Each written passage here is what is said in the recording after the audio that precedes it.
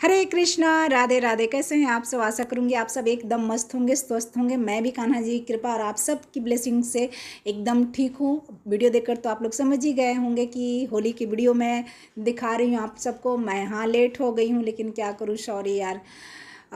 ये देखिए, ये केसर है। इससे मैं इसको पानी में भिगो के मैं 2 घंटा के लिए रख दी थी।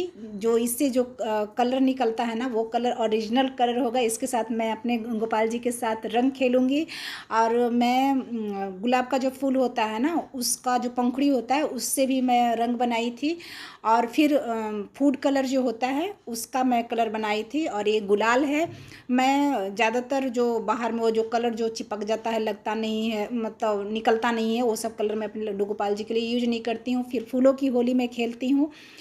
तो आप सब भी इस तरह से लड्डू गोपाल जी के लिए घर पे ही कुछ बना करके ऐसा कलर यूज कीजिए जो कि हमको हार्म ना पहुंचाए, क्योंकि वो बाल रूप हैं, उनकी त्वचा बहुत ज़्यादा कोमल है। जैसे हम हमारे बच्चे का ध्यान रखते हैं, वैसे ही हम लड्डू गोपाल जी का भी ध्यान रखें। जब भी पूजा पाठ करें तो ये ध्यान रखें कि लड्डू गोपाल जी की त्वचा बहुत नाजुक है, वो मेरे हमारे बच्चे हैं। तो मैं फूलों की होली खेली, केसर से रंग बना के उसकी होली खेली, फूड कलर से खेली, थोड़ी से गुलाब के पंखुड़ियों का होली में खेली लड्डू गोपाल जी के साथ। बहुत सारा, मतलब मैं बहुत सारी मस्ती की। सुबह में तो उठी तो घर की साफ़ सफाई, क्योंकि मेरा डेली का रूटीन होता है कि जब तक मेरा घर साफ़ सुथरा नहीं होता है तब तक मुझे पूजा पाठ भी करने में मन नहीं लगता है। सारे साफ़ सफाई हो गया, किचन का कुछ काम की, क्योंकि फेस्टिवल के दिन बहुत सारे पकवान भी बनने होते हैं। तो कुछ मैं बनाई और कुछ मेरे बच्चे और मेरे हस्बैंड मिल करके बनाए।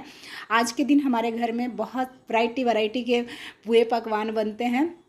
मतलब पुए की तो इतनी वैरायटी होती है कि मत पूछिए मत। माल पुए, सीरा वाला पुआ, सूखा पुआ जैसे गुड़ का पुआ हो गया, चीनी का पुआ हो गया, ब्रेड का पुआ हुआ, मतलब पुए की वैरायटी। और फिर सब्जी, तीखी वाली कोई सब्जी क्या, कटहल की सब्जी बनती है, बहुत तीखा, मतलब मीठा के साथ तीखा का कॉम्बिनेशन बहुत अच्छा लगता है। लेकिन एक बार खाने के बाद फिर खाने का वो मन नहीं करता है। हमारे बच्चे, हमारे हस्बैंड ये सब तो बोलते हैं कि मतलब पूरे साल का जो रिफाइंड और तेल है ना, हम लोग यही 1-2 दिन में होली में ही खा पी लेते हैं।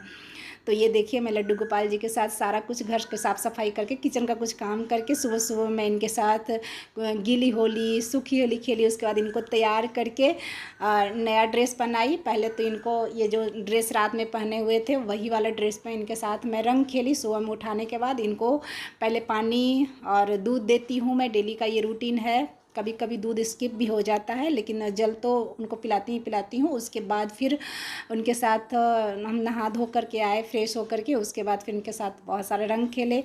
उसके बाद फिर कान्हा जी की कृपा से मैं घर में पूजा पाठ हो गया था। उसके बाद फिर मैं बाहर गई, मतलब इस्कॉन टेम्पल गई। इस्कॉन में भी बहुत अच्छा मतलब होली तो रंग का होली वहाँ नहीं खेला जाता है, लेकिन कान्हा जी का जो वहाँ पे भोग लगता है, उनका जो वो जो श्रृंगार किया रहता है, वो सब देखते बनता है। मतलब जाइएगा तो देख कर दिल खुश हो जाएगा। आरती, भजन, कीर्तन ये सब वहाँ पे होता है।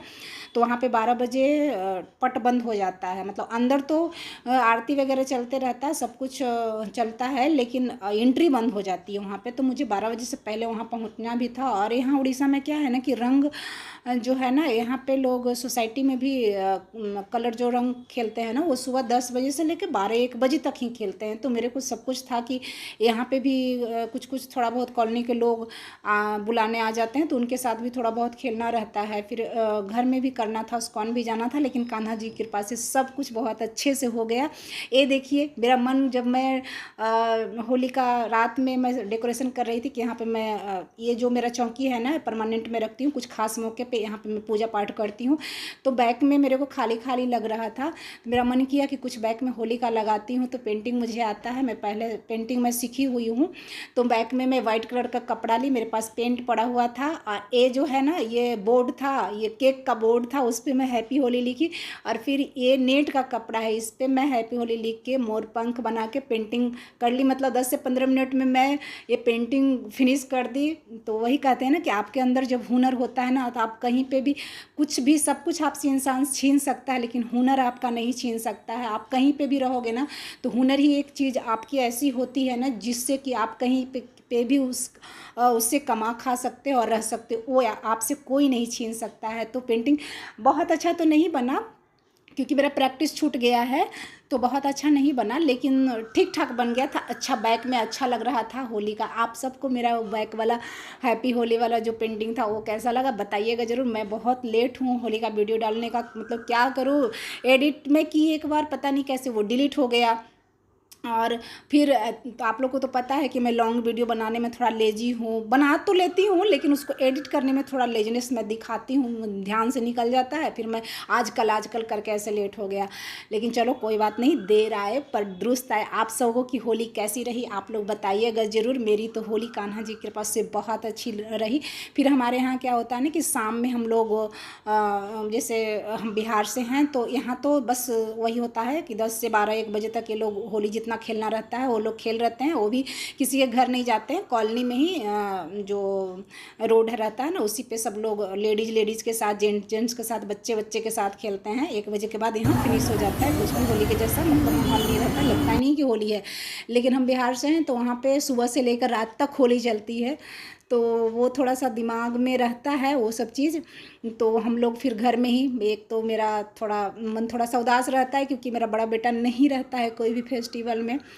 तो फिर भी हम लोग 3 लोग थे तो तैयार हुए, कुछ नए कपड़े जो थे और तैयार हुए पहने। और हमारे यहाँ क्या है, गुलाल रात में ही खेला जाता है, मतलब शाम में 4-5 बजे के बाद शुरू होता है गुलाल खेलना। तो फिर हम लोग अब एक दूसरे के साथ ही गुलाल खेले। पहले इनके ऑफिस में पार्टी होता था होली का तो बहुत अच्छा लगता था, वहाँ पे डीजे वगैरह सब होता था। लेकिन इधर कोविड के बाद से वो चीज़ सब ख़त्म हो गया है तो उतना अच्छा अब नहीं लगता है। लेकिन फिर भी अब जो भी है उसी में हमको मैनेज करना है। अब जहाँ जिस जगह पे हम रह रहे हैं उस कल्चर के साथ हमको लेके चलना होता है। लेकिन फिर भी मैं अपने कल्चर को भी जितना हो पाता है मैं उसको भी फॉलो करती हूँ क्योंकि मैं अपने कल्चर को भी नहीं छोड़ सकती। मैं जहाँ से हूँ उस चीज़ को मैं नहीं भूल सकती। आप सबकी होली कैसी रही आप लोग भी बताइएगा। मेरी होली तो बहुत अच्छी रही।